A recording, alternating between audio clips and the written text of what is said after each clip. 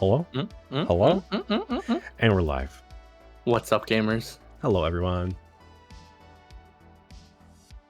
Oh, we're throwing gang signs now, too? Hell yeah.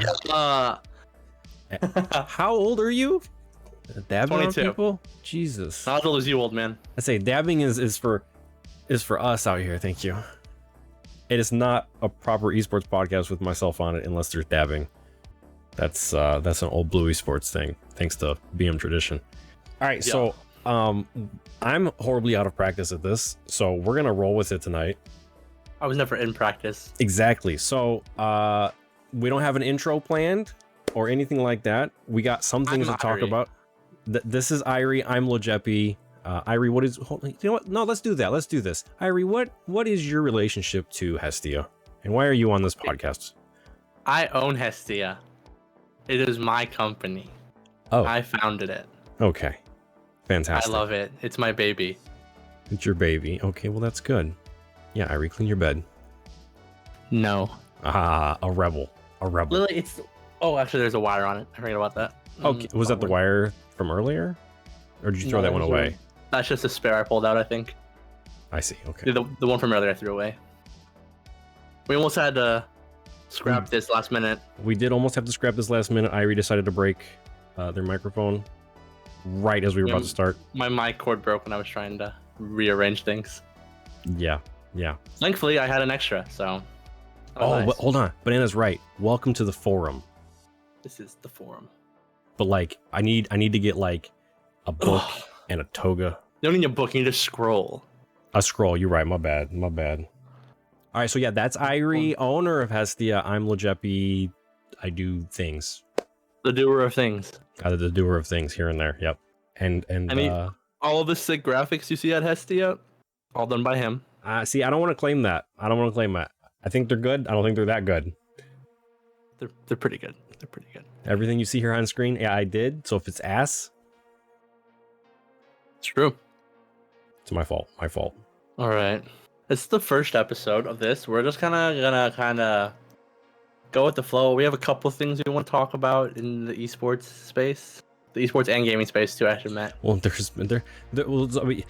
was a huge bit of drama recently that everybody was talking about. Yeah. So if you guys don't know what we're talking about, we're definitely gonna talk about that.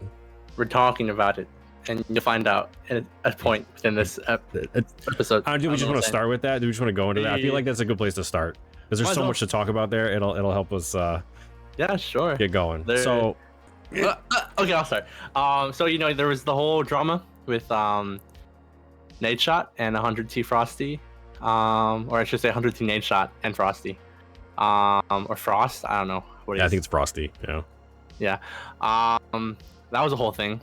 If you don't know what the thing was, basically Frosty, on Twitter accused Nadeshot of exploiting the mob, which was like a content creator group that 100 Thieves brought on. Yeah, basically said, they didn't pay them enough for where they were living. They didn't know where their next meal was, and a bunch of other stuff.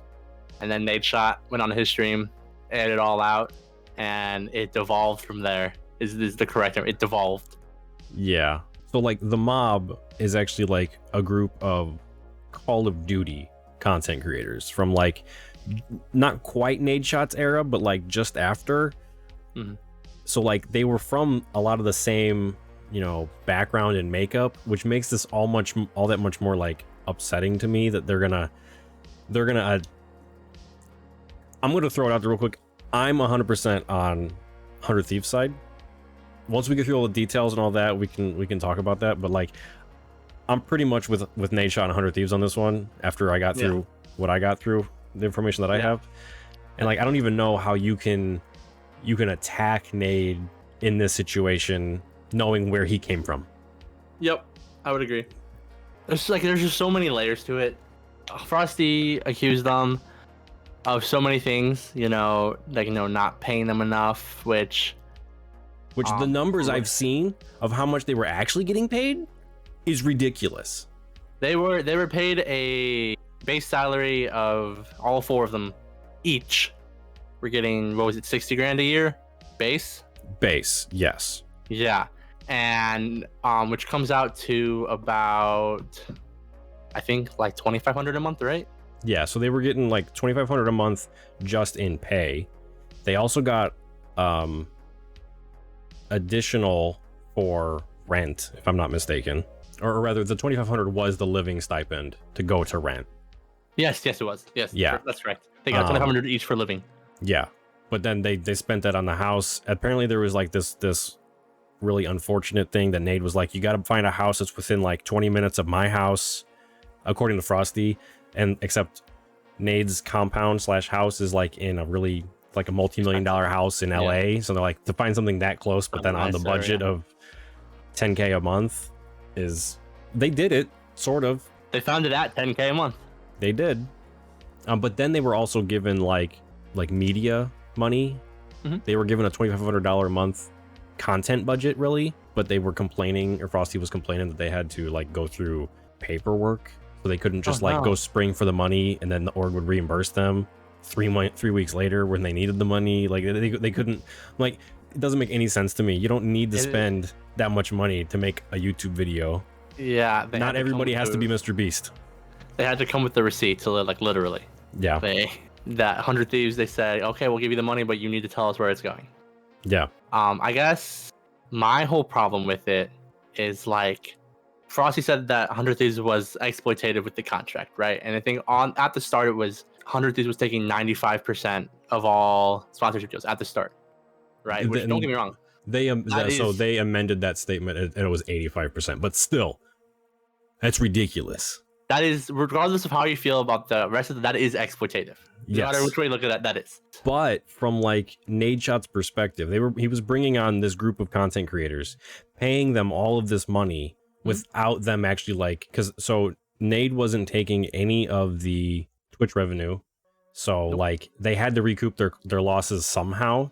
So I see where that would have fit in, especially since like it's such a huge company now, and you've got all the board members that have. There's no way the people at the top would have been like, yeah, no, we'll only take 20% of everything and blah, blah, blah. And we'll just keep writing and dumping money into this and hoping it's going to do something. No legitimate business person is going to want that. Yeah. And then on top of that, they, like you said, they had 100% of their stream revenue, of their YouTube revenue, all of their own social media that they made money off of. They were 100% keeping that. My problem is it devolves when he wants to basically say that he's complaining about how they don't have any money for food. Yeah. Right? But like, I forget, it was, what was her name? I think it was from someone from CLG tweeted a photo from Frosty's Twitter. Yeah. Of his room in the mob house, absolutely covered. The floor, the desk, everything is covered in DoorDash bags. Yep. And like McDonald's delivery and delivery this, delivery that. And it's so like dumb. It's like a really funny meme in esports at this point to be like, oh, like we had no money, but like you're DoorDashing every single meal you eat. Yeah. Right. Like, and I DoorDash way too much. I'm doing it like maybe like once or twice a week, and that's way too much. I understand. Like my problem is where Nadeshot went wrong here was that he took a group of like 4 20-year-olds. Yeah. 4 gamer bro best friends, 20-year-olds, slapped them into a house by themselves, moved them across the country, and then just expected them to be productive. Yes, which they were not in any way. They were not. Like somebody actually looked up and checked all of their streaming hours and videos put out. It's really bad. There was only one of them who was streaming enough to be considered a part-time job. Across that entire 2 years they were contracted, they only put out 33 videos. Yeah, I can tell you, I can remember the amount of videos that Frosty himself put out that reminded me. That, like left an impact. I can't remember a single one. Yeah. Because that guy, I hate to say, like he was just a Twitter shitposter. Yeah, that's all I ever knew him as either. Like if I was getting paid, so first off, rent was already covered. I was already going to be making a little bit of revenue. Like the opportunity there, the fact that Classify streamed about 2,000 hours total, which was enough to be about 20 hours a week, which was a part-time job. The other 3 didn't even stream that much combined. Yeah. I can't even imagine like how you would get that opportunity and not grind your freaking Yeah, mind. Just grind out of your mind. We'll go with that. Yeah. I think that's a good point. And you know, they made the excuse of the internet was wonky, but I'm sorry, dude. Okay. That is not an excuse. You're 15 minutes from the compound. Just go to the compound. I don't know if the compound existed then. It did. It might have for the second year. For the first, the compound opened in 2019. Well, they were there from the beginning of 2019 to the end of 2021. I think the compound would have been there for the last year, but not the first year. Either way, yeah. You But take also, advantage of like, these things. It's also just like, I'm sorry, but like, you have nothing better to do. Like, quite literally. Yeah. You would be calling those. You would be moving mountains to get that internet working. Yeah. Whether it be seriously, like how do you not just go fix that problem? Just like literally just call them every day, and they will get so annoyed of you. They will fix it regardless of if it's worth it for them. And like it's LA. Yeah. There's got to be more than one internet service. Get a second one. And then like, oh my god, I think it was Nadeshot talking about this, but like when they even did work, when they had partnerships, when they had things, they didn't actually do them. Yeah. Like, I think they were talking about, I forget which one it was, but like, it was Froste on stream, and he was talking about how they just didn't do the Elgato deliverables because they just didn't think it was worth it. And I'm like, it's not how you run a brand, bro. What? Can you imagine a company is paying you X amount of dollars, and I don't know what the deliverables were, obviously. Yeah. You know, like some companies have insane ones, like, oh yeah, bro, I'm gonna hit that $10,000 sign up, that 10,000 member sign up, yeah, bro. Oh yeah, sure. For sure. But like, you still have to try. Yeah. Right? Like other streamers, when they do those sponsored segments, they don't care if they're cringy as hell. Like, they're getting that dollar. They're getting that bonus. Exactly. With those deliverables. There was one thing that was kind of weird from Frosty's perspective that I saw, and that was he was saying that one of the sponsorship deals, Fireball, I want to say, like the alcohol.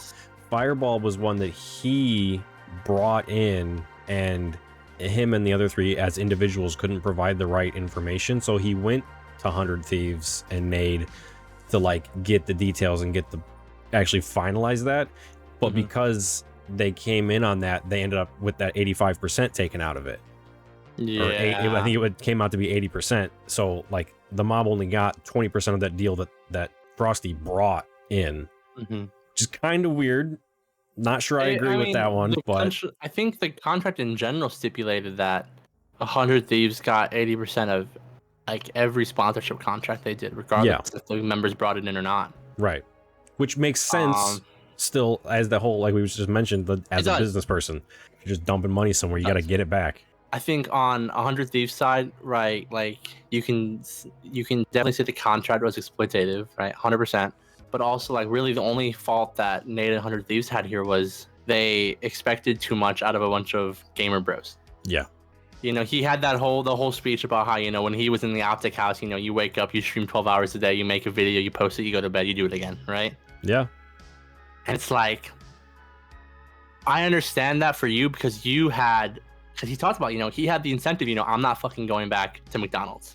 Right. You know, I'm not going back to community college, right? Like, he had that incentive to grind that. And it's like, if those kids don't have that incentive, you know, if they're just living with mom and pop, like that's like not going to college, you know, no real responsibilities outside of that, they're not going to have that drive because, like, in their back of their mind, if this fails, it's, oh, well, I just go back home. Yeah. Like, for me, you know, like, I'm pushing esports and other stuff, and it's like, I'm grinding, and I definitely need to be doing more. But at the same time, it's like, I know that we probably all could. And it's like, but I know, like, if I fail, and I don't even get a full-time job anywhere, and I can't grind, like, I'm not only screwing myself over, but, like, my mom screwed out of her retirement because she has to help pay my loans now. Yeah. And, like, all this other stuff. I think Nadeshot could have and probably should have done more to act as a mentor to them. I do agree with that. Yeah. And be like, you guys, and I think for kids, for them, I say kids, I think they're like older than me at this point. I I think they need. Hold on, but not by much. They were like 21 max in 2021. Yeah, they're like 1 or 2 years older than me. Yeah. But like you need to have goals for them. Like you need to sit down and say, hey, this week you guys combined, you all need to be streaming like 80 hours a week this week, right? Yeah.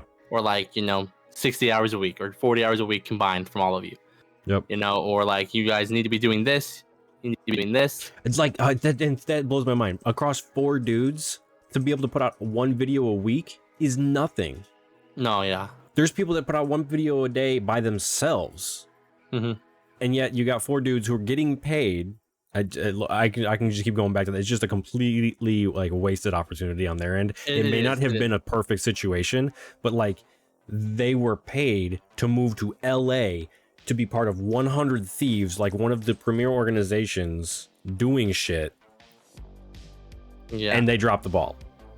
Yeah. But they're still young, right? They can still recover from this. They can realize they fucked up and they can still get back on the grind and keep going.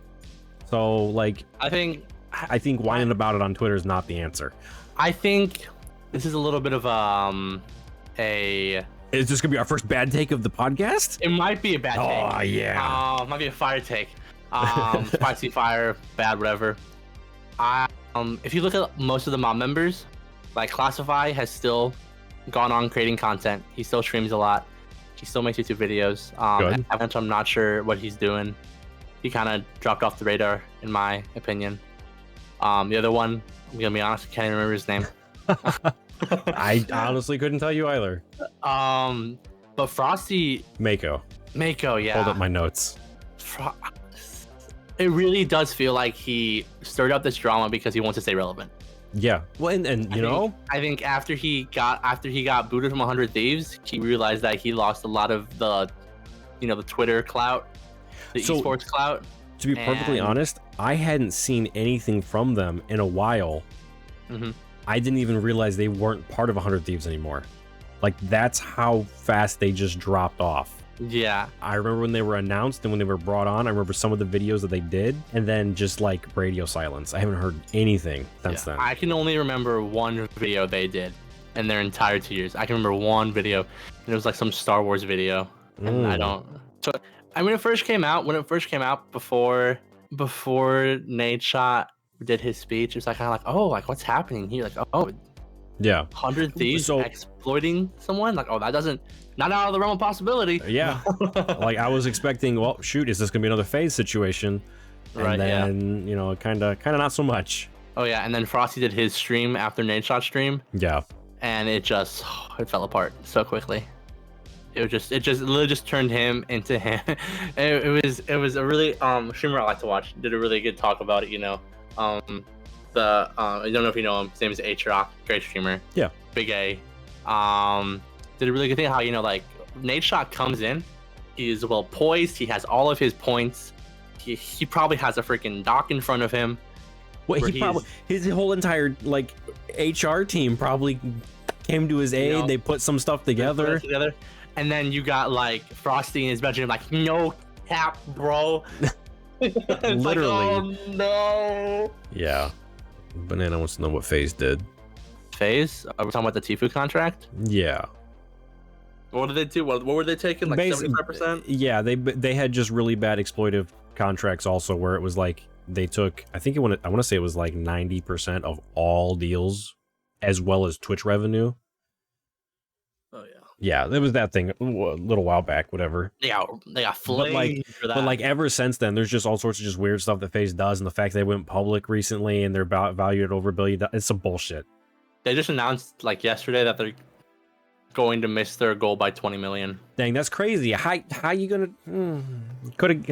I could have said that. In the esports team not making money? Crazy. That's crazy. Oh wow. Crazy. I just think that this is not actually a topic that we planned really, but I kind of go segue here. It's just like the amount of esports teams that think that they can survive just because they've been here from the start, and that think they can get away with doing the bare minimum and just surviving off their brand alone is actually unreal. Like I can name in tier like like quote unquote tier 1 esports, I can name 2 orgs that I think are actually in a good spot with their brand, with their Put your money where your mouth is. What is it? What are they? Gen G and 100 Thieves. Okay. Gen G and 100 Thieves are the only 2 teams that I think actually have it together. Okay. If you look at like FaZe, at like Cloud9, at like, I think Team Liquid kind of has their own thing with their was like the Liquid Plus or whatever it's called. Yeah. For like fans or whatnot. But like so many of them are just like, haha, we slapped our logo onto a pair of joggers. Hey now, we might do that too. Settle down. Yeah, but they look better. Hey, quit being blurry. Your camera keeps going out of focus. Bro, I can't control my camera. But it's just unreal. It's just like so many teams just do not. And I think a lot of it comes from most of these teams are run by people that are, you know, it sounds really elitist to say, but are not qualified to run it. Oh, for sure. Right? Like, that's why I'm not in charge anymore. You're in charge now. like CLG did a good job in regards to just like when they got big enough and they got that big money, they got acquired by MSG or whatever it was. Yeah. You know, they said, okay, you know, we're moving our like we're getting actual people in here to run this. Yeah. And we're putting the esports people on esports and getting business people in to run the business. Yeah, I think that so many teams in the next couple of years. And I mean, and it happened, if you look at like the beginning of almost any traditional sport, like basketball, like the NFL, like MLB, when they first became leagues and they first started making like waves, you know, teams were going bankrupt every year and a half, you know, for like the first like decade, 2 decades. And, you know, it took a while for these teams to stabilize. And I really do think that we're going to see probably a lot of that in esports. You know, I would say we've probably already gone through that phase in just the general gaming industry. You know, you've already had your companies come and go in gaming, and you know, you have the big ones that essentially own everyone. Big companies that have stuck around. The esports end is near. Well, we are. I mean, so not to be all doom and gloom, right? But like we are looming, or like on the cusp of recession. No, we are in the esports recession. Just in general, even outside of esports, we're on this. We're gonna be fucking diving in, which means like there's gonna be all sorts of weird stuff in esports. Also, ain't nobody getting paid for a while. For a lot of families, you know, when a recession hits, the first thing you cut out is entertainment. The children, Jesus Christ! What? No, I didn't say that. What is wrong with you? I didn't say that. Imagine recession hits. It's like the Wall Street Bets meme. Son, pack your bags. I lost the house. It's son, pack your bags. You're going to the orphanage. Exactly. If you don't got to feed the children, that's a lot less money you got to spend on food. Unironically though, it would be like if you were to talk to some economics that had no morals, yeah, had no values whatsoever, and you said, "I'm a family of 4. I have 2 kids. We're into a recession. Like, how do we survive?" Like, you'd just be like, you got one question there, right? You got one question. Are the children old enough to work? No, they're gone. Done. So like an extra, like, what is the actual number? It's like kids add like an extra like 30 or 40 grand a year onto your bills or something like that. Yeah. On that amazing topic, let's talk about something else. Let's talk about something. I can't pull up our notes, so that's all you. A little less depressing. Are you sure? Yes. Okay. Let's talk about just general gaming development buffoonery by the good old people at Halo. Oh, I mean, we can touch on that a little bit. I don't have their statement pulled up, but the quick and short, Halo, they put out their roadmap for the rest of 2022, I think.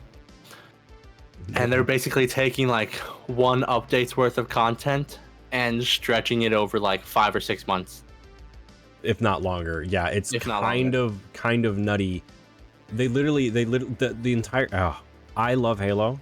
Anybody that knows me knows I love Halo. But this entire game has been taking like a completed Halo game and spreading it out over 10 years. If they had launched a normal full game and then they were giving this stuff, that'd be fine. But like they're literally just adding in all of the normal Halo features, like Forge. They just cut out. They confirmed that they cut out split screen co-op, which is a staple for Halo. Classic Halo, yeah. Yeah. Which Microsoft even promised back in like 2017 on stage at E3, if I'm not mistaken. They confirmed and promised that it would have split screen. Never trust what you hear at E3. But then now, just a couple days ago, they got rid of it, supposedly. E3 is nothing but lies. Lies and false hopes. I mean, you know what? I'll go with that just because Keanu Reeves was there and he's never played Cyberpunk.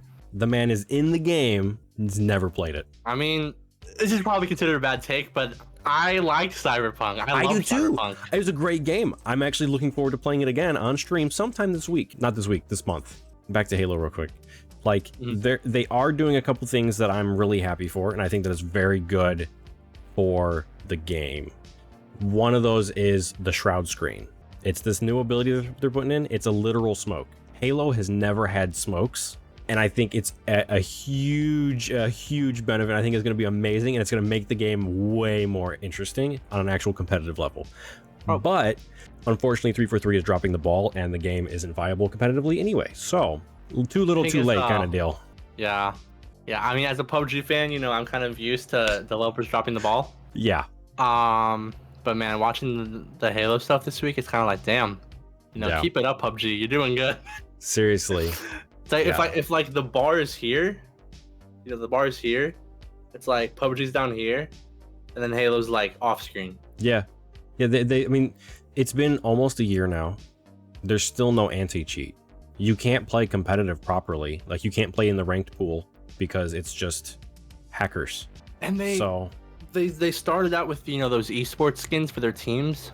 Yeah. Cool. No, hold on. No. Esports skins. This is a huge thing, and this is where they kind of like they broke it for me. So one of the big esports teams that was in it was the Kansas City Pioneers, right? I know where you're going. Yeah. Great org. Kind of local to us across the state, you know, but the team they had was great. The organization was supporting Halo so hard. They actually brought one of the major events to Kansas City. Pioneers did like a crazy boot camp in the stadium. They did all sorts of stuff. They brought all sorts of brand deals. When the next round of team partnerships with Halo came out, KCP was denied. And didn't get those team skins, didn't get that recognition, despite everything they had done. And just that happening kind of made me I don't care anymore. I think that killed it for a lot of people. Yeah, because that's just like I'll just say it, it's insulting. It is. It's extremely insulting. And like literally, KCP is out of Halo now. Oh yeah. And they're never gonna come back. I think a lot of teams are stuck in contracts with Halo. Yeah. But I think most of those teams at this point would probably drop their Halo roster even if they still had skins in game, just because of how horrendous it is. Yeah. Like, you know, we talk about PUBG and how horrible the esport is there and how horrible it's managed. And we can talk about that next, actually, because I have a really important thing for that next. Absolutely. But like, you don't reward your teams that put literally tens of thousands, if not hundreds of thousands of dollars into your game for one event to make it better by essentially giving them the middle finger and saying better luck next time. Seriously. Right? Like, there's not going to be a next time, dude. I'm gone. Yeah. Right? Like, it's so mind-blowing. Oh, like, I need to know which person okayed that denial. Yeah. Like, I need to know who that is, and then I need them to be gone if they're not already. Like, I just need them to be. I would love for Halo to flourish in some fashion. Yeah. But speaking of people that need to be gone. Oh? The entire PUBG. Oh. Entire PUBG executive team needs to be gone. Oh yeah? If you talk to anyone in PUBG esports, especially at the pro level, they will all tell you that every esports team in PUBG, they try their hardest to do everything that the teams want, you know, to get team skins, to get lands back, to get everything, you know, the way it is to make PUBG events more hype, to get more viewers, to get more revenue into the system. But the PUBG executives have total and complete say over everything that goes on still. Yeah. And they veto everything because they think they know what's best. Of course. And they thought they knew what was best when they killed the PUBG Japan series at the end of 2021. No, end of 2020. And effectively killed the entire Japanese esports scene for that game. And they did it under the guy. Oh man, I get heated about this still.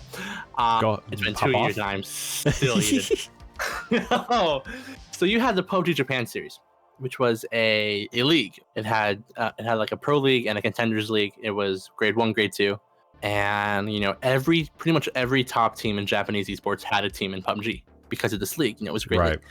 It averaged like 10K on a weekday, and then like 15-20K on weekends and finals. Which is not bad at all. Isn't bad, but like for a region that's as developing as Japan is when it comes to esports, yeah, it's pretty good. It was the second most watched esport in Japan when it was around, right? The only one bigger than it was League. And this thing was so successful, it had its own physical store in Ginza in Tokyo. Oh, that's cool. But then, you know, in 2020, coincidentally, after a couple of let's call it shortcomings in the PUBG Continental Series that they started, where no Korean team won in the first 3 that they made, PUBG says, you know what? We need to do something. And what we need to do is raise the level of Japan and Taiwan. So what we're gonna do is kill off the regional leagues and force them into a hybrid system with Korea. A system where in the past, Japan had guaranteed 2 slots at international events, and Taiwan had guaranteed 2 slots at international events. Now, they both only get 1. Because that's beneficial for everyone. Because now Korea gets guaranteed at least 6 instead of the 4. Because it was 4-2-2. It was 4-2-2-8, right? So 4 Korean teams, 2 Japanese teams, 2 Taiwan teams, and then 8 Chinese teams. Yeah. And then they killed it. And they said, okay, and it was really obvious to anyone who had a brain that they were doing this just to stack more Korean teams in international events. Yep. And it hasn't worked. We are on PCS. We are on PCS 7 now, and Korea has still not won a PUBG Continental Series. Dang. China's won every single one of them. And like, wait, have they really? Yeah, China's won all of them. Dang. And you know, I guess they were all right in game. China #1. Yeah. I mean, China's the current reigning world champ, so. All right. I somehow did not know that. Yeah. You make the argument, you know, Japan and Taiwan teams have actually improved, right? They have. They actually, some of their top Japanese team, keyword team, singular. Yeah. And the top Taiwan team, singular, can compete with Chinese and Korean teams now, right? They can take games off of them. They can hold their own in fights. But the byproduct of this is that the skill level of the Japanese region in general has plummeted. Yeah. The viewership has plummeted. I mean, we're talking global events in Japan used to get 20K viewers, 25K viewers. Now they get 1K. Yeah.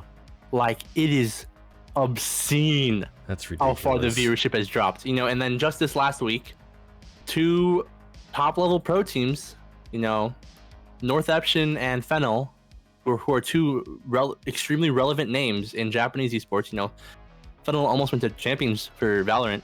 Yeah. If they didn't get smashed by EDG. You know, they both dropped their PUBG team yesterday. And you know, PUBG is they essentially try to pay teams to stay in.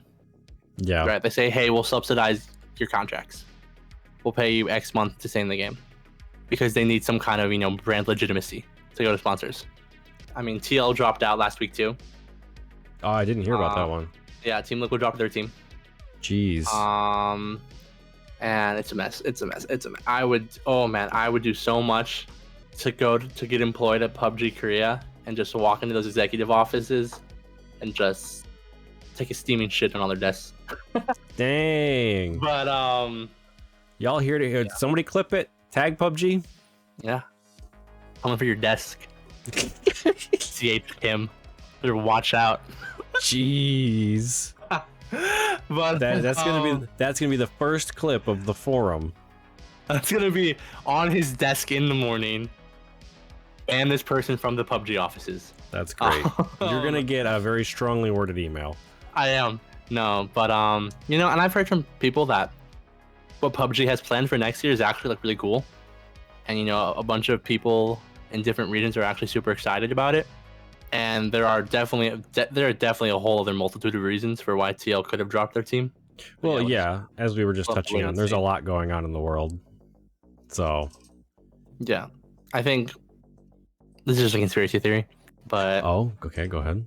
TL dropped their team because they need their cash flows to look better for Valorant franchising. Because Riot's actually caring about cash flows this time around, where they didn't care about it in LCS, and we all saw how that turned out. You know, or in LCS and LEC, they didn't really care that much about cash flows.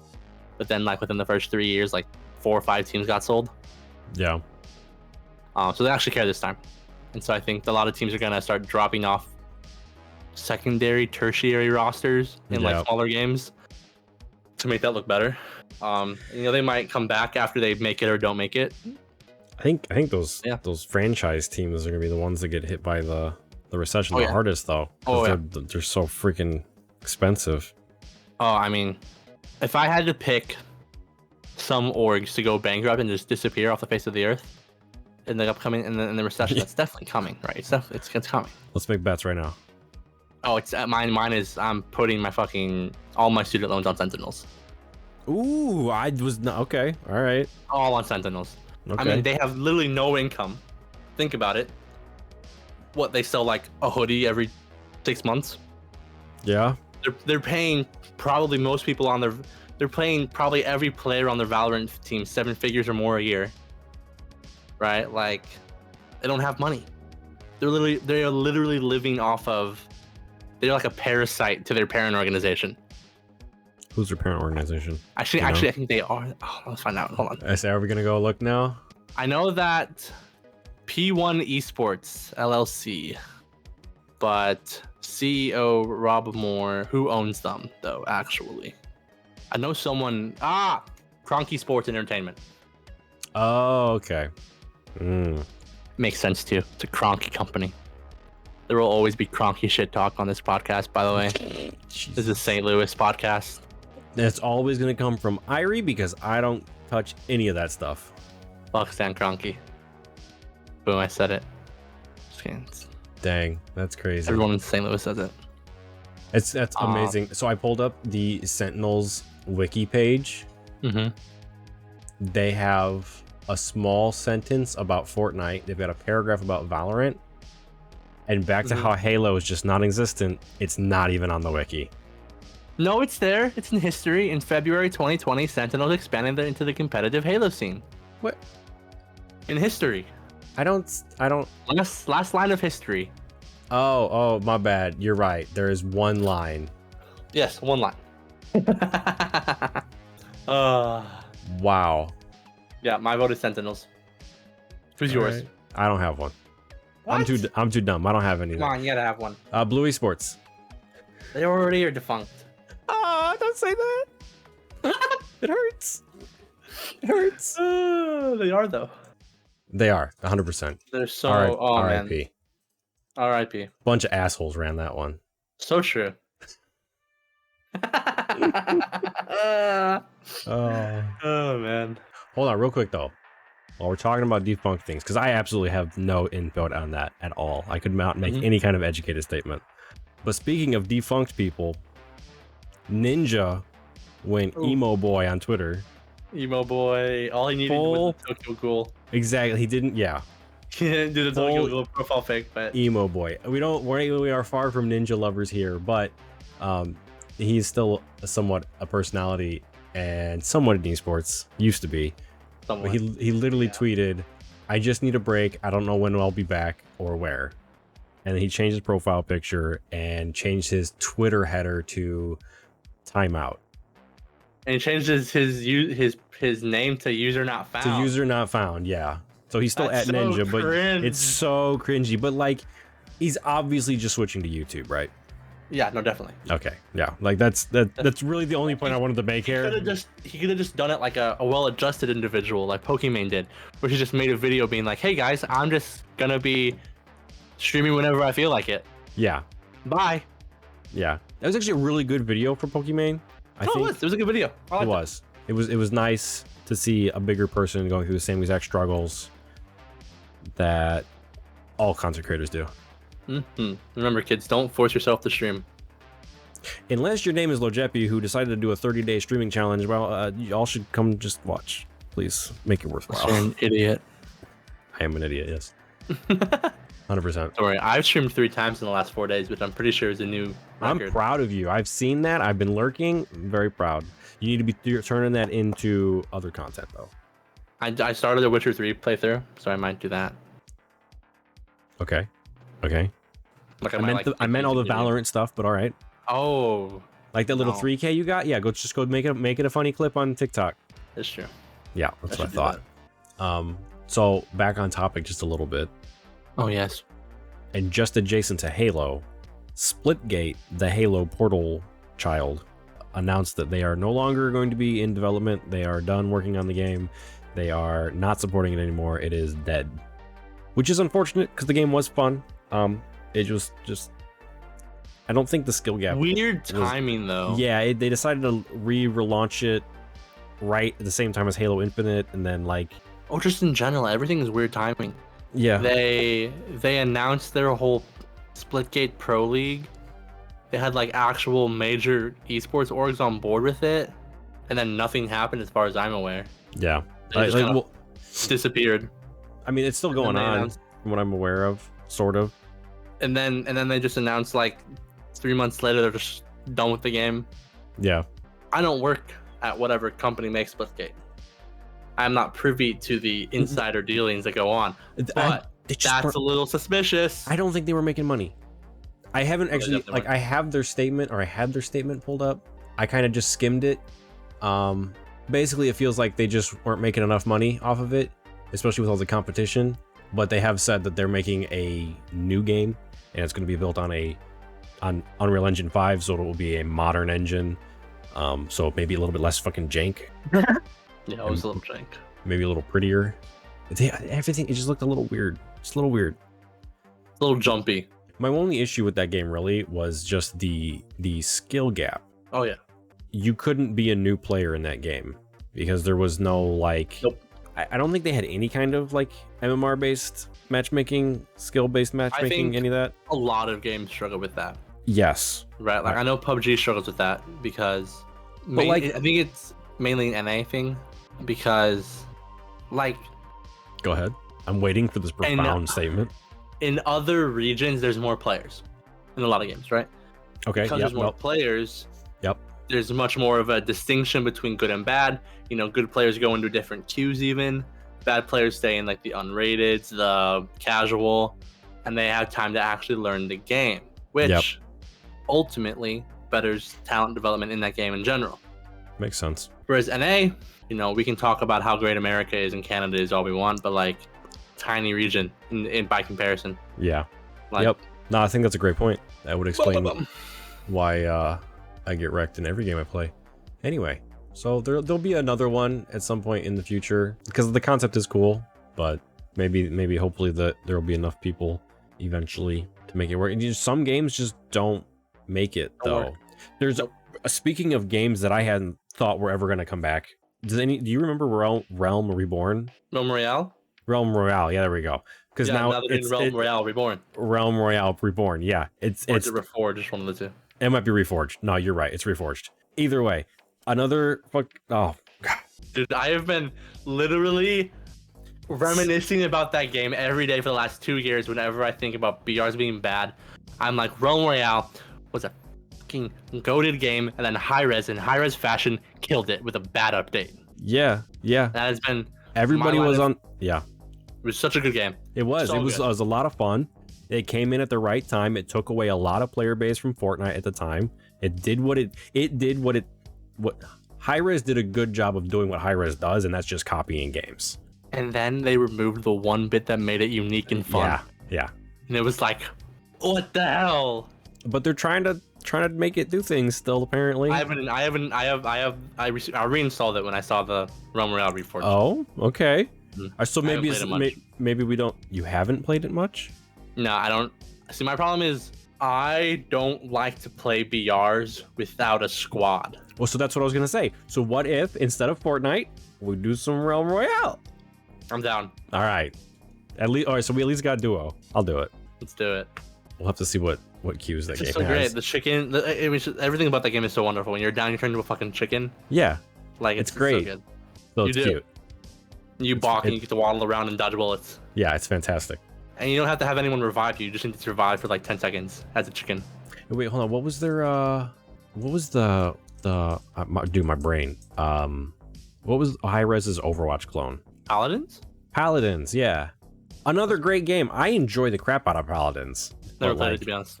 Oh, okay. I actually would have, like, everything again is still just like a ripoff.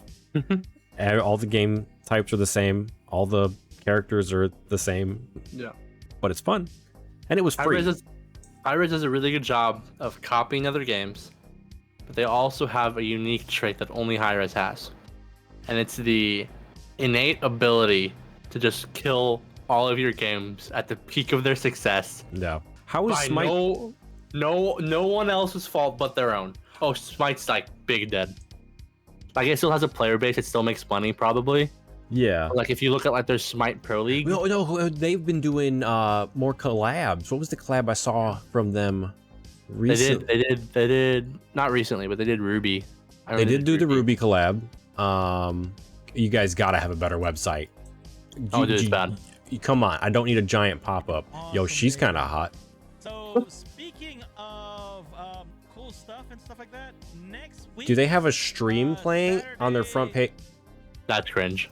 So everybody got to hear what just happened on the stream because literally they have, like, don't get me wrong, he's got lots of viewers, but like there's no reason for him to be on the front page of their website. Does he have lots of viewers, or is it just auto embedded and people that and it just counts people as viewers when they're not actually watching him? I think they got rid of that on Twitch. Did they? Yeah, like last year is one of those things they because now like my little stream viewer I made, I don't count as a viewer on any of those. The great one. So I don't use it to watch you guys anymore. I only use it when I'm just trying to observe stuff. Yeah, that's fine. So yeah, it's like on the copy of Smite Pro League used to have like actual pro teams, was an actual esport. Now they have a bunch of generic names and logos made by Smite and like no sponsors. Unfortunate. I enjoyed Smite back in the day, actually. I actually did. That was one of the... never really get into it. Yeah, but you also like semi-enjoyed League. Not really, no. No? Okay, all right. No. Well, you played League. Yes. Okay, so there's the difference. You could play League. I can't play League. I think for MOBAs, I do like the more top-down feel. Yeah. Because like I played some Smite and I played Paragon when that was a thing, which I'm sure no one here knows, but... Best game Riot ever made is Teamfight Tactics. I feel like Banana would agree with you on that also. I mean, it's just factual. I don't know, man. I spent more money on Teamfight Tactics than I have on Valorant. That's okay. You shouldn't be spending a lot of money on Valorant anyway. So like, that's a lot. It's like $10. That's fine. That's all I'm saying. But how much have you spent on Teamfight Tactics? Like 50. Okay. I bought 2 season passes, and then I also shelled out some money to get a little legend I really wanted, and then also to get a bakery as my board. And that's fine. So I don't have an issue with, like, I don't like how expensive stuff is in games, especially Riot games. Valorant. Especially Valorant. Holy shit. Yeah, it's so expensive. Like, okay, bud. Yeah, but I don't also mind supporting or at least contributing financially somewhat to a game I didn't have to pay for, right? I've gotten easily 1,000 hours out of Valorant. I don't have a problem putting a little bit of time in that. 1,000 hours in Valorant? All right, maybe we're at like 500 at this point. I don't even have 1,000 in CS, so never mind. Yeah. Right. Is that a thing I can check? Probably somewhere. How many hours do I have in Valorant? I hope so. I hope it's some random commented on my Steam profile. Oh god. They commented. Apparently, it was one of his friends. But he commented, "Please rethink your life choices on God." Valid though. And that was when I had just played PUBG. I had Hearts of Iron and RimWorld. And so it's like PUBG 2,800 hours, RimWorld 700 hours, Hearts of Iron 600 hours. Valorant tracker will actually just show you. Absolutely. Supposedly, according to the website I just saw. Suspicious. Let's see. Valorant tracker knows too much. I mean, they have access to the Riot API, so like. Very suspicious. I feel lied to. I don't see anything. Unlucky. I have way too many views on my Valorant tracker page. What the heck? Hold on, I want to see mine. Valorant. And Oh no. Oh wait. Okay, you get complete playtime. how many views do you have? How many views do I have? 1,300. Shit. What the hell? I only have 260. What can I say? I'm a hacker. Apparently my win percentage on Ascent this season is 100%. Actually, do you use the app? Do you use the Valorant tracker app? No. Oh no. Okay. Weird. Maybe I just play more sussy than everybody else, because like Ash only has 400 something also, and we've been using the app. I can see it. I can see things like competitive, 222 hours of total play time and competitive. Wait, how did you see that? Where did you see that? I went to all acts, or just on the top of my screen. When I go to competitive, it says competitive overview, and then right next to it, it says 222 hours playtime, 393 matches. Unrated, I have 21 hours of playtime. Deathmatch, 8 hours. Spike rush, 5 minutes. Oh yeah, okay. I don't have anywhere near as much time in this game as I thought I did. Never mind. Okay, I have a total of 230, 250, 251. 251. All right. Yeah. All right. Hold on. I'm gonna use a Diamond calculator. 3. Because I'm stupid. Calculator. All right. 247. And I should be diamond. What? What rank are you? All my accounts are gold 1, but like, okay, so I told you this story before we started the podcast. I'll tell it right now. I ran up an alt account last season. Okay, I spent all the time getting to level 20. My very first competitive placement match was all diamond lobby, but because I was purposely throwing on that account to be able to play with Ash again, because Valorant is ass and letting you play with your friends in ranked. Yeah, that's true. It is. It sucks. Most games are ass when it comes to playing with your friends in ranked. Well, I've never had that issue with never mind. Yeah. Siege was the only one I could think of, but that game also puts me at the lowest rank for some reason. Yeah, it's like I'll tell you this. I'll tell the story now. I hate most game rating systems. Complete ass. They're completely asinine. They're horrible. Halo 2 did it best. Go ahead. Like, it very clearly is that most of these like competitive systems, ranked OMR systems or whatever, are literally just made to keep you playing longer. Yeah. And not actually descriptive of your skill. But I'll start with this. So I didn't play at all for the first act of episode 5 or whatever it was for Valorant, right? Because it was the summer break and I'm not gonna play with a bunch of fucking children playing, right? Oh, why not? Ugh. Oh god, they're horrible. Why not? No. They're so toxic. Throw back to that conversation we had earlier about getting rid of the children, okay? They're literally the worst. Children should be banned from Valorant until they're able to prove a maturity level. Until they're like 47? Yeah. Okay. That's a good age, yeah. Yeah. Agreed. So I log on Valorant last week to play ranked for the first time. And I'm doing my placements, right? First placement game, it's like an Ascendant 2 lobby, right? Lowest players in is a Diamond 3. Highest is a Immortal 1, right? Pretty much like dead center Ascendant 2.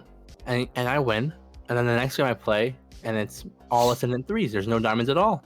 All Ascendant 3s, and then like an Ascendant 2, and then like an Immortal 1 and Immortal 2. I win that game. Okay. Next one. This next lobby is all Immortals. Oh. Right? All Immortals. I lose that one.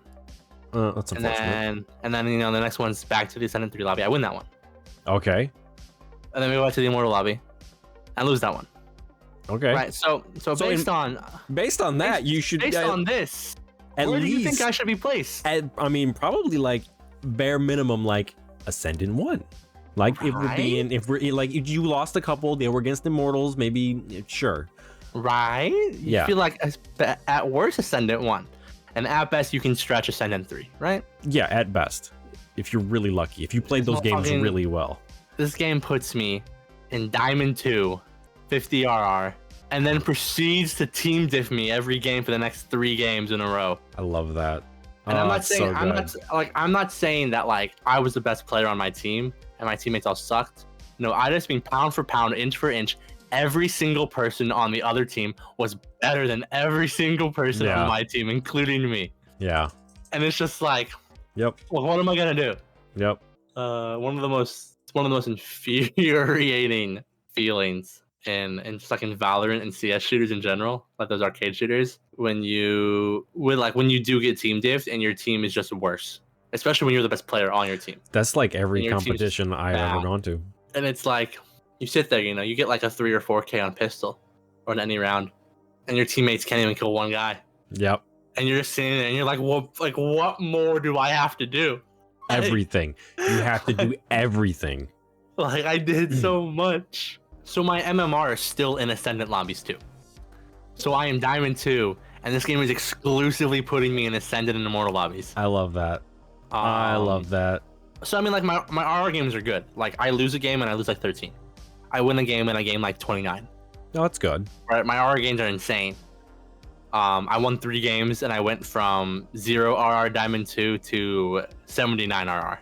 It's not bad. It's not bad. Just went to Diamond 3 today. Nice. Congrats. Shooting for Ascendant by the end of the week. Rito, fix your shit.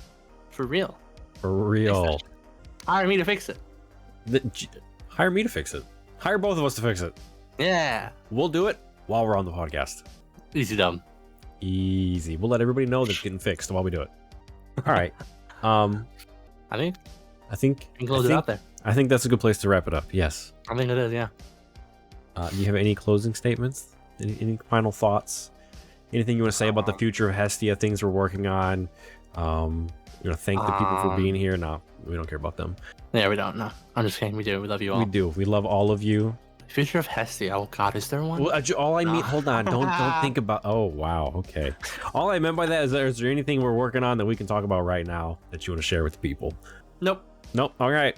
But we are working. I can assure you, we are working on things that are cool and epic. So the thing that got us in trouble with Blue Sports is we always said big things coming and soon TM, and it became a meme because those things never actually happened. I remember I was a part of one of those things. Well, that's probably why it failed then, huh? Wow. Okay, bud. All right. I mean, I wasn't there for the hundreds of failures before that, so. It's okay. No, a lot of the failures were also on me, and I understand that. Hey, Anywho, live and learn. we do live and learn. Absolutely. Oh yeah, I would just say thanks everyone for turning out. Appreciate y'all. Appreciate you coming to the Toss the channel a follow if you haven't. Please do. Here and on Twitter. Will here's a question. Will this be posted anywhere else after the fact? Yes, we will be putting this on YouTube. Another important question: are we going to put this on actual podcast platforms? We can talk afterwards about it, but like we'll figure think that out about in the future. It's easy to do. I've done it before, so we should do it. Okay. All right. Yeah, thanks for stopping by, and I guess we'll see you in the next one. We're still planning on doing this every 2 weeks. Yeah, every 2 weeks. All right, so we'll be back here in 2 weeks. Maybe not the same day. Maybe not. Like, we'll do like every 2 weeks, weekend-ish, probably. Ish, somewhere, yeah. Ish. We got to fit it inside schedules, but yes. You'll see us back here between the 16th and the 23rd.